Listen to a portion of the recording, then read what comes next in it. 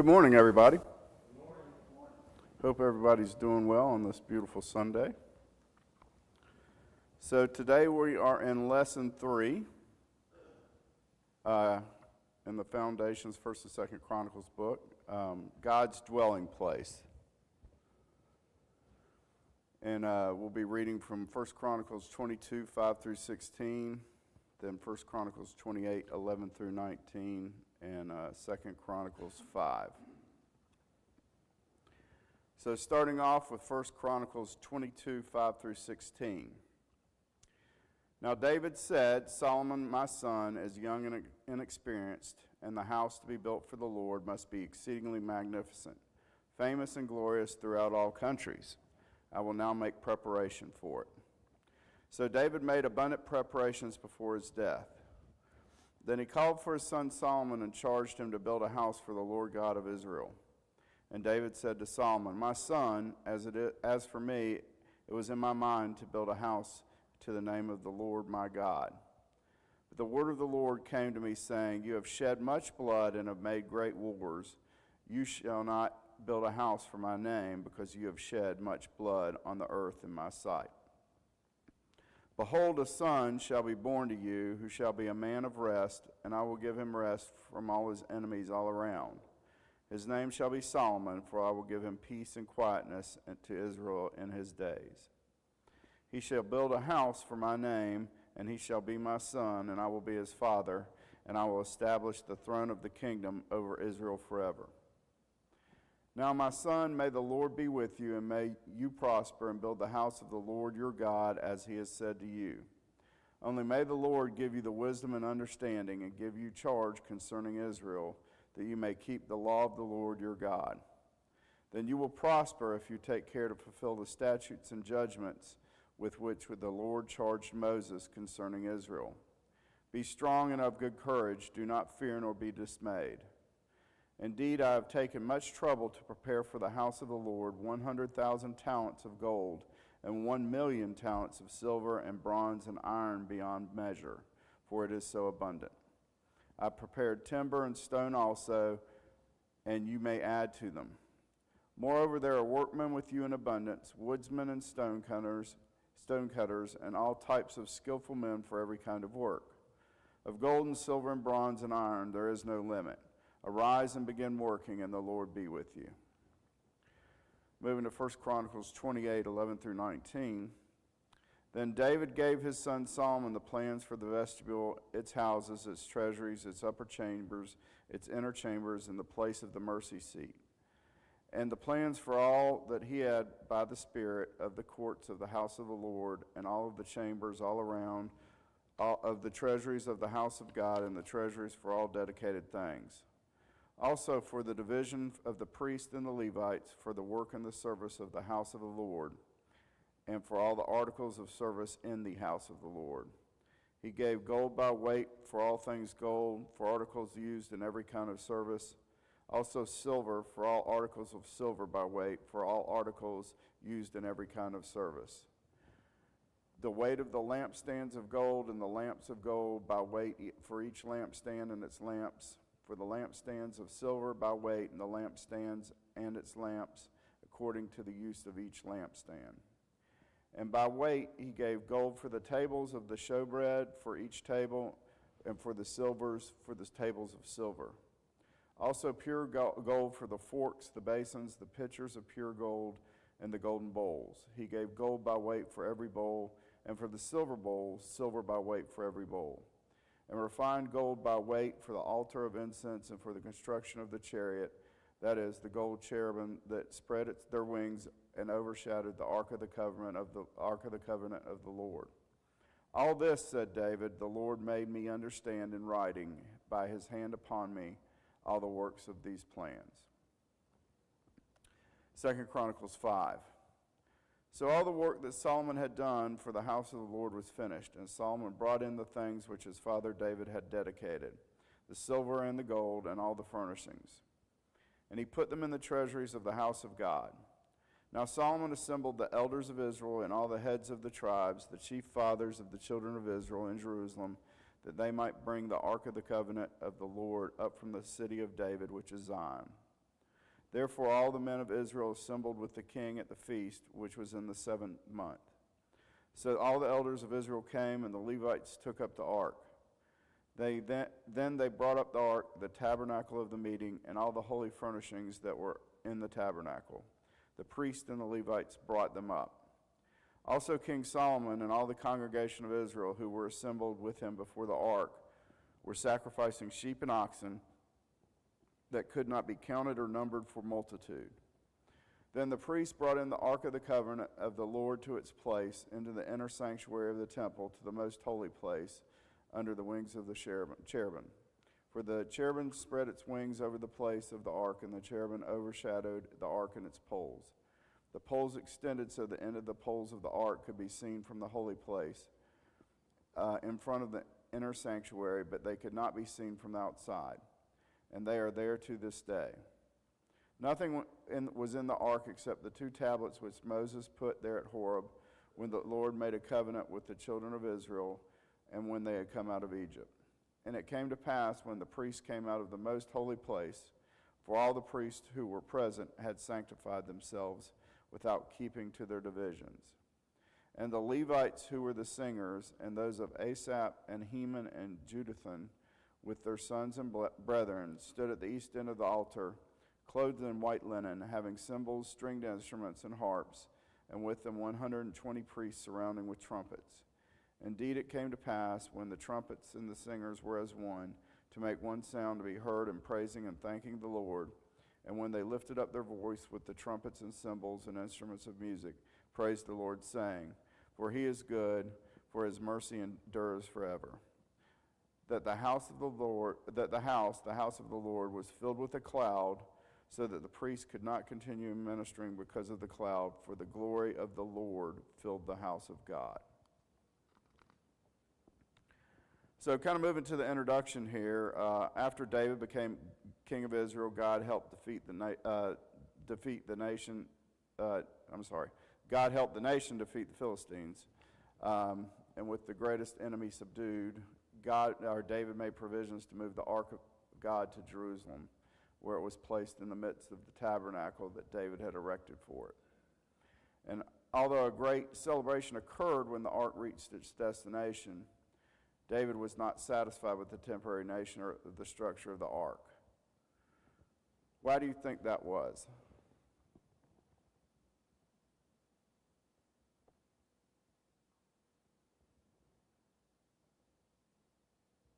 Quiet today. What's your question, David? So David wasn't happy with where the ark was, right?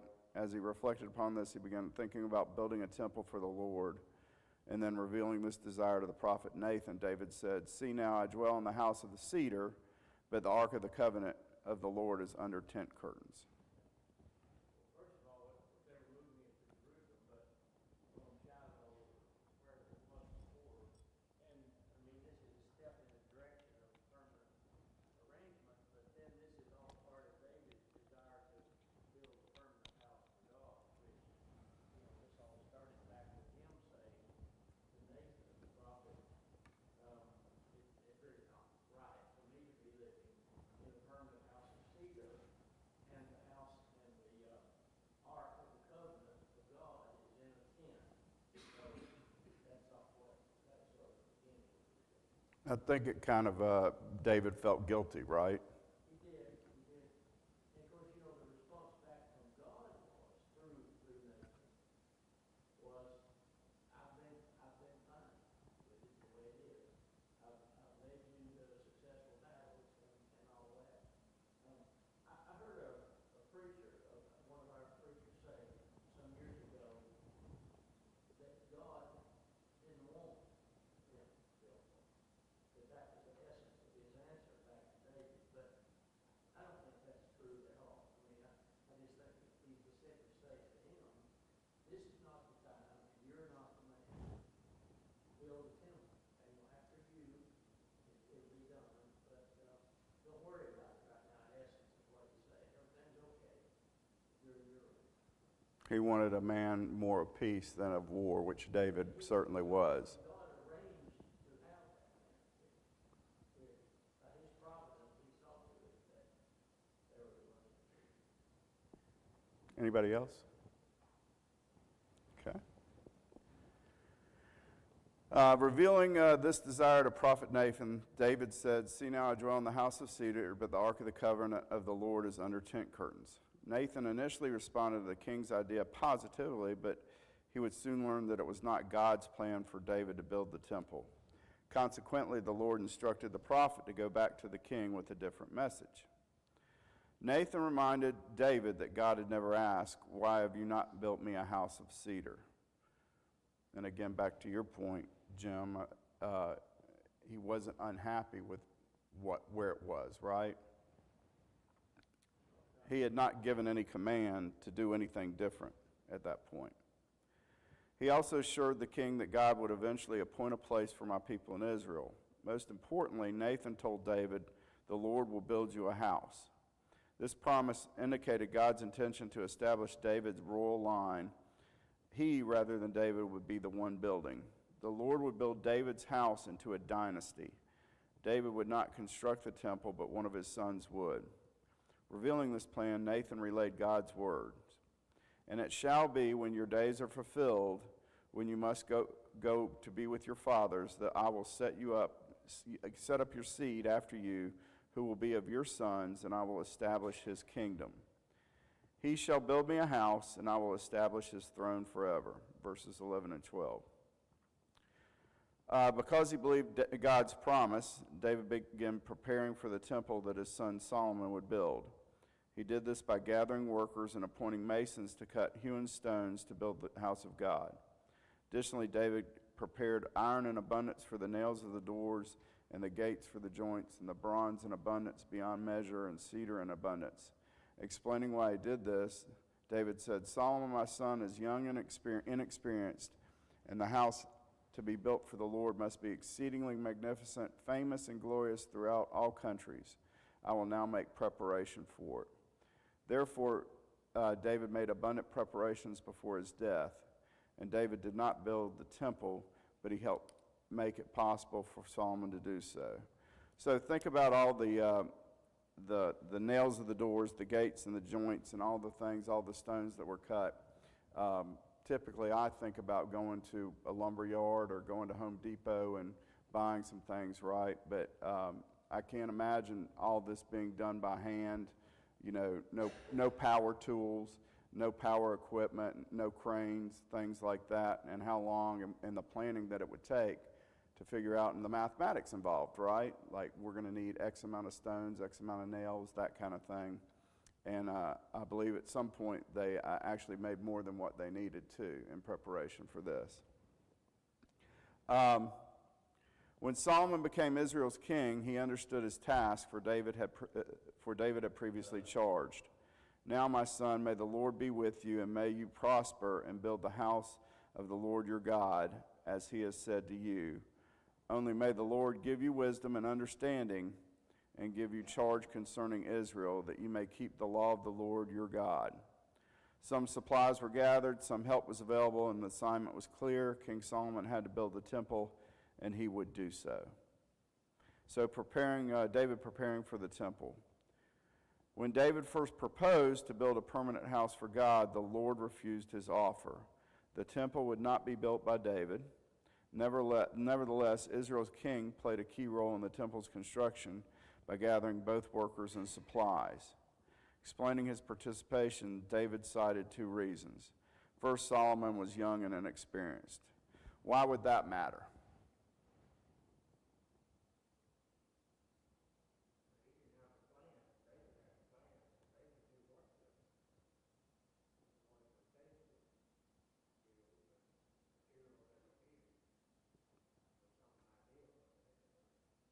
And think of the life experiences between both of them, right?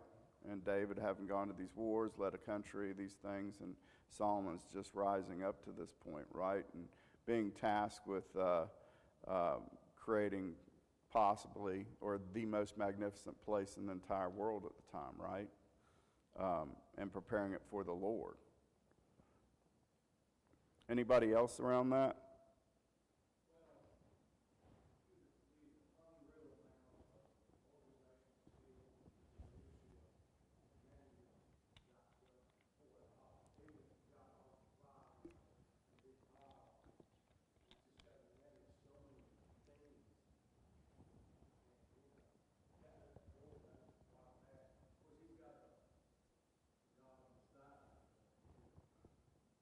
Always a good thing, right? Yeah, I mean, when do we cut this? How many do we cut? When are these laid versus doing something else? What's the order of progression here?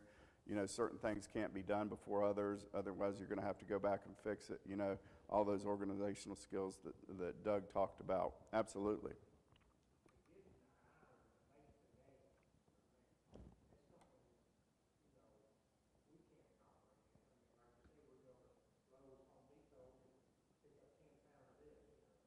And I don't know, I mean, I don't know, and somebody might, where the iron came from, right? I've been to Israel, and there's not a lot of natural substances there that I know of, right?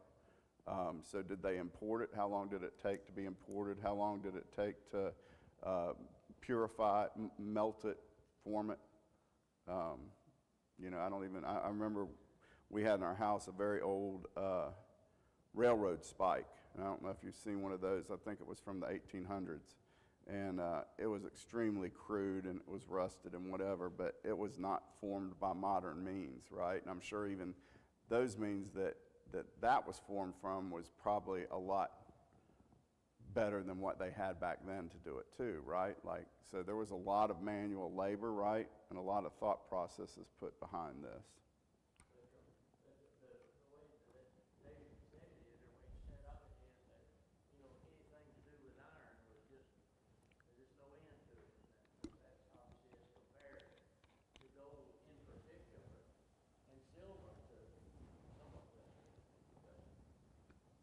Yeah, there was a lot of metals here going on, wasn't there?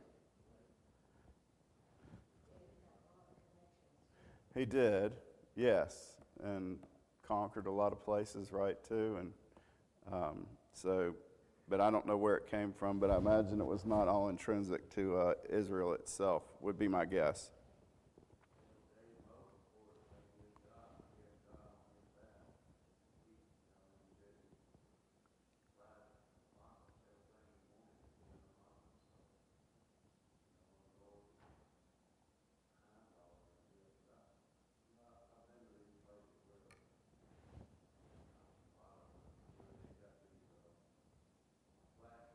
Mm-hmm.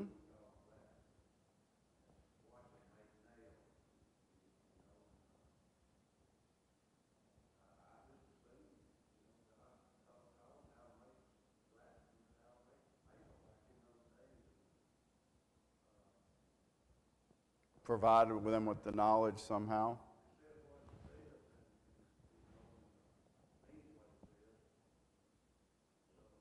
And a lot of those traits and professions, I think, were probably passed down family members to family members. You know, Jesus the carpenter.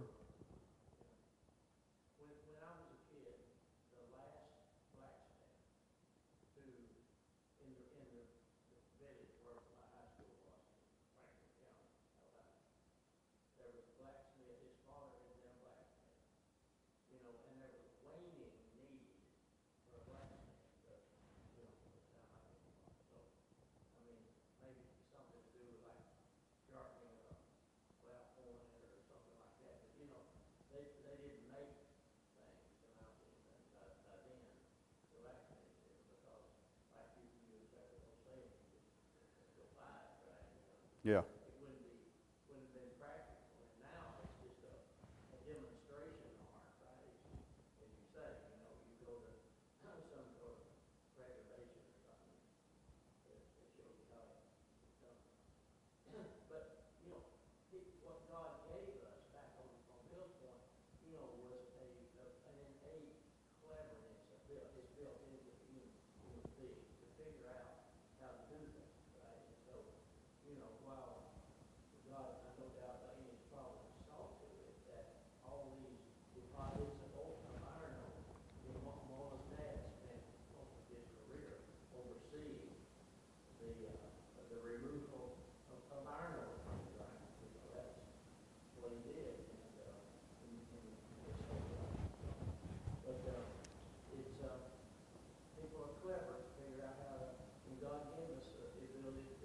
Ability to reason, right?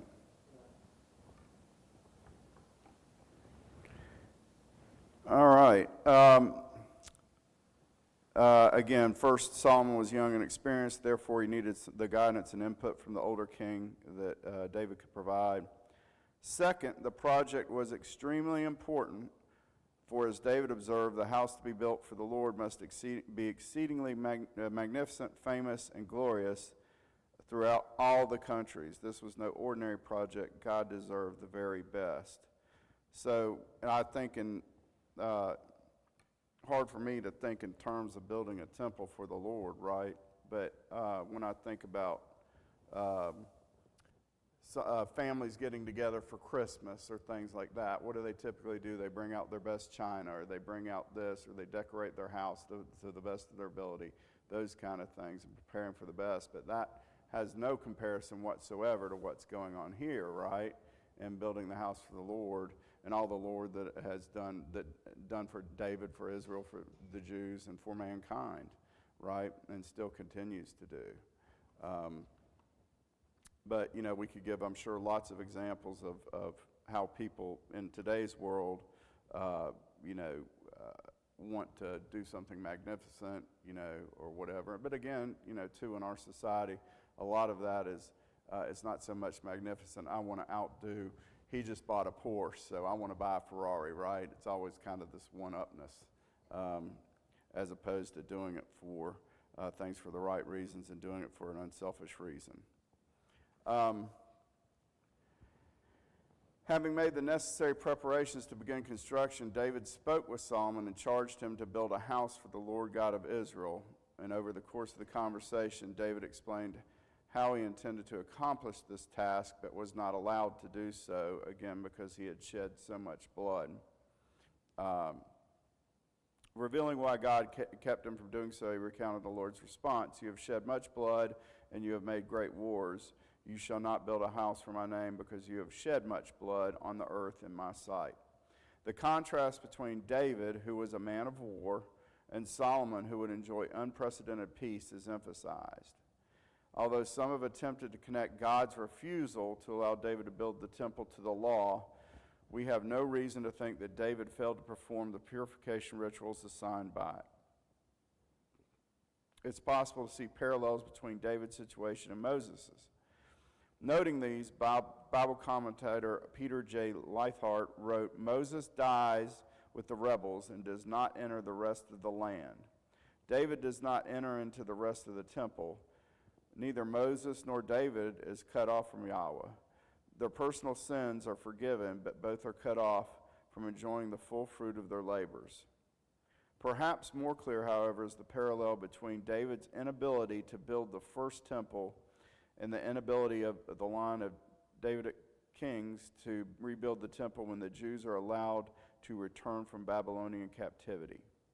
The connection between these two events is strengthened when we consider that God punished Judah because of the innocent blood that her kings shed.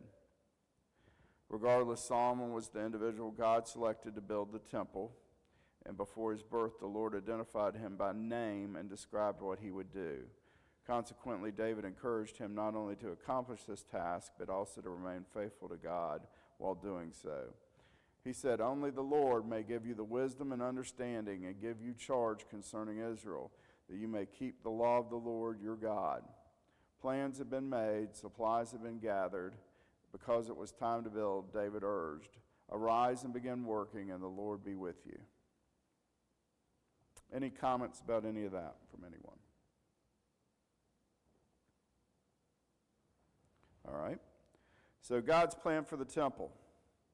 Before sharing God's plan for the temple, which he revealed to David by the Spirit, the king urged Solomon to be faithful to God. He said, As for you, my son Solomon, know the God of your father and serve him with a loyal heart and with a willing mind. For the Lord searches all hearts and understands all the intent of the thoughts. If you seek him, he will be found by you. But if you forsake him, he will cast you off forever. Having issued this challenge, David reminded Solomon that he was chosen for the task at hand. He simply needed to be strong and do it. Although Solomon was expected to build the temple, he was not given the liberty to design it. As God had done with the ark that Noah built, he determined the specifications, conveying God's orders. David gave his son Solomon the plans for the vestibule, its houses, its treasuries, its upper chambers, its inner chambers, and the place of the mercy seat, and the plans for all that he had by the Spirit of the courts of the house of the Lord, and all of the chambers all around, of the treasuries of the house of God, and the treasuries for all the dedicated things. Instructions followed regarding the division of the priest and the Levites. Gold and silver were provided for all the articles used in every service, including the gold cherubim that spread their wings over and overshadowed the ark of the covenant of the Lord. No expense was spared, even so the extravagance of the temple would pale in comparison to God's glory. So that last sentence is something to consider too, that the extravagance of the temple, and we know how much gold, how much silver, how much the other metals, the time, the stones, the effort, the work that's being put into this, right? The measurements, everything's extremely specific, right? But all of that pales into comparisons to God's glory. So when I think about that, I also think about everything kind of pales to God's glory, right? We pale in comparison to God. There is no comparison for us to God, right? We sin. We've all done things that we shouldn't do. Continue to do so.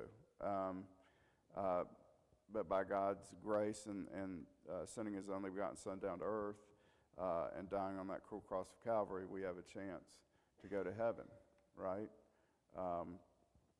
So any other comments around that, paling in comparison to the temple? Okay. All right, completing the temple. Solomon used the supplies his father David had gathered to build the house of the Lord. Following the temple's completion, it remained for the magnificent structure to be furnished. Therefore, Solomon brought in all the things which his father had dedicated, the silver and the gold and all the furnishings, and he put them in the treasuries of the house of God. So not only did the temple require all these metals and all this work and organization and different things, now they are putting the furnishings in, which is more gold, more silver, more different things, right? Nothing is spared here. Having done so, King Solomon called for the people to bring the Ark of the Covenant of the Lord up from the city of David, which is Zion. This took place during the Feast of the Tabernacles, which occurred during the 7th month. This was especially fitting since the feast recalled God's care for his people as they lived in temporary booths while wandering in the wilderness. During that time, God also inhabited a temporary place, the tabernacle. Now, however, everything was changing. The Ark of the Covenant, where the Lord met with his people, was moving to its permanent home. Obeying the law of Moses, the Levites took up the ark. Then they brought up the ark, the tabernacle of meeting, and all of the holy furnishings that were in the tabernacle. While this was happening, King Solomon and all the congregations of Israel who were assembled with him before the ark were sacrificing sheep and oxen that could not be counted or numbered for multitude. The act of bringing the Ark of the Covenant to the temple was more than symbolic. The people, led by their king, worshiped and celebrated that occasion. At this point, the Ark of the Covenant was taken into the inner sanctuary of the temple to the most holy place under the wings of the cherubim. For the cherubim spread their wings over the place of the ark, and the cherubim overshadowed the ark and its poles. So, thinking about that, I wanted to know a little bit more about the mercy seat and the cherubims. And so using the Global Concise Bible Dictionary, kind of some of the definitions are for a cherub or cherubim, a specific class of angelic beings, first mentioned as guardians on the way to the tree of life, Genesis 3:24. Cherubim are later associated with the throne of God. Golden statues of cherubim adorned the cover of the holy ark, their wings overarching and meeting. And they were embroidered in curtains within the tabernacle and were engraved with trees and flowers of the gold-covered panels within Solomon's temple.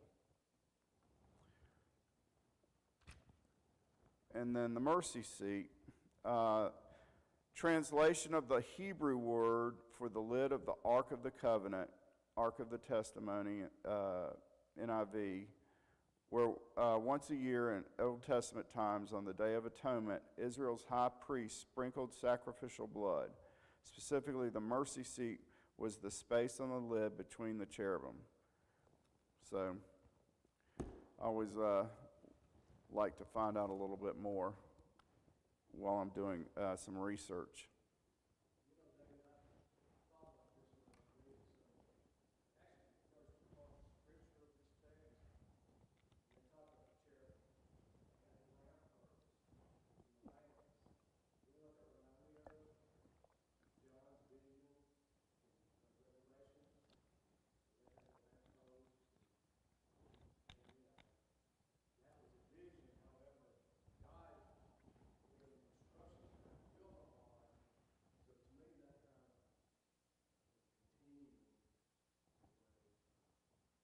I hadn't thought of that, but yeah, he did give him instructions on specific instructions to know on how to build the ark, right? And the specific instructions to David to pass on to Solomon on how to build the temple, correct?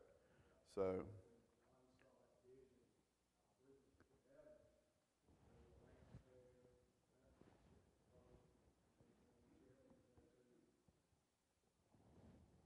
thank you.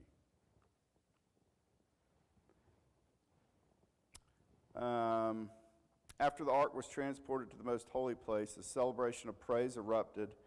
According to the text, the Levites, who were the singers, and those of Asaph and Heman and Jeduthun, with all their sons and their brethren, stood at the east end of the altar, clothed in white linen, having cymbals, stringed instruments, harps, and with them 120 priests sounding with trumpets. These individuals prepared themselves to lead the nation in worship. And how different is that from where we are today? A whole nation worshiping together, right? I don't know very many nations that actually worship together, but we are certainly divided here, right? So, unfortunately so.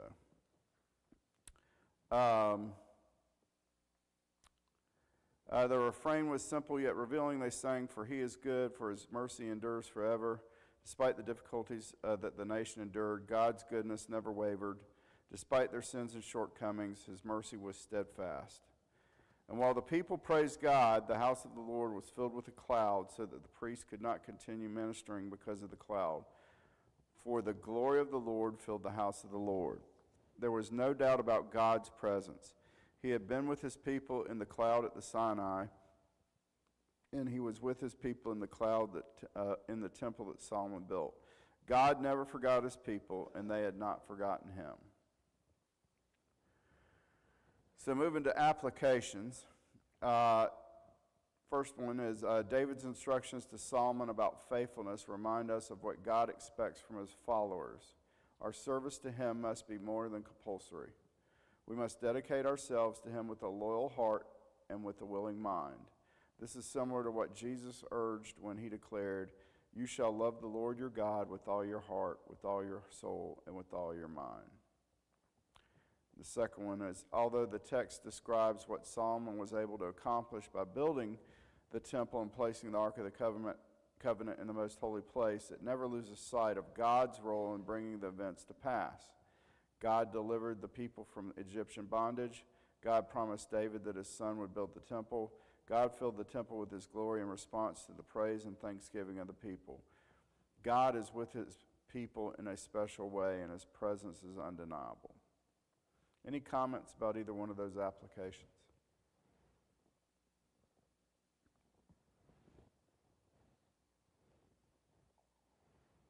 Okay. So let's move to some questions.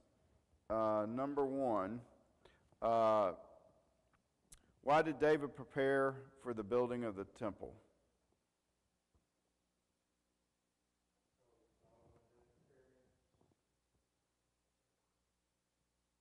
And wanted to make it the most magnificent structure in all nations, right? Why did God not allow David to build the temple? Yeah.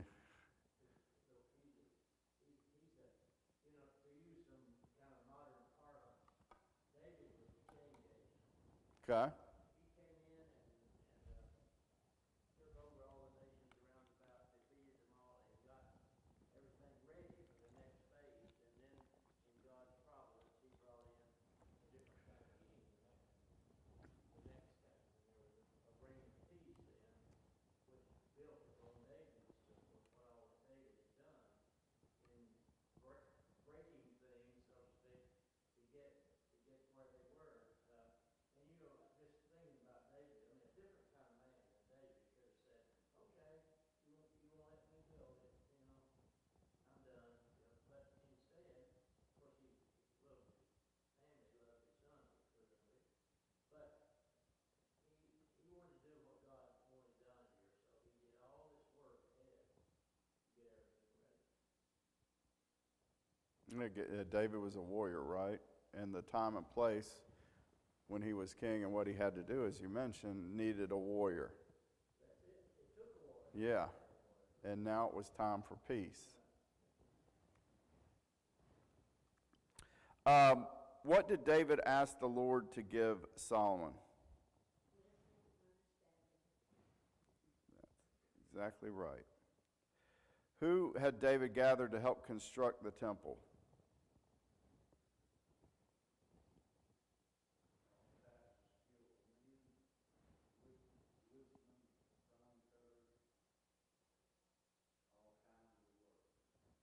A lot of different types of workers, right? Skilled workers.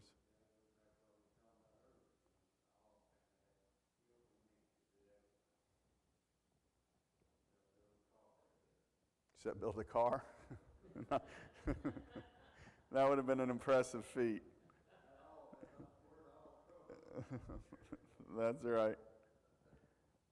What did David give to Solomon? There you go. That sums it up. Who gave these to David? Spirit. What precious metal was used to create the altar of incense and the cherubim that overshadowed the Ark of the Covenant of the Lord? Gold. What did Solomon do after the temple was finished?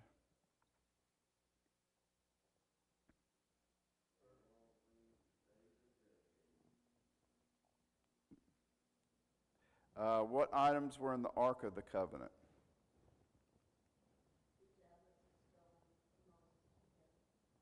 Correct. But there's actually more to that than just, according to this, of course, that's what was there at the time. But interestingly, in the New Testament, we find out there were some additional items that were once upon a time there.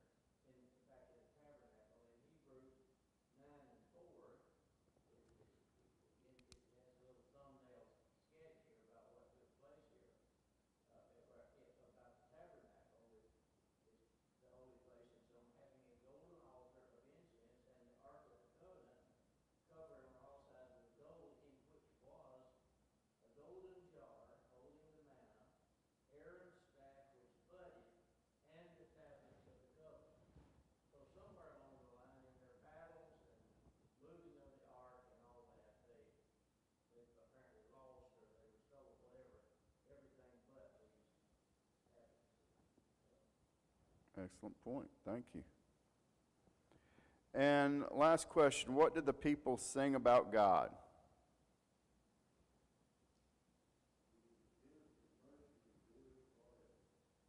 There you go. Well, thank you so much today for letting me speak and your participation. I appreciate it.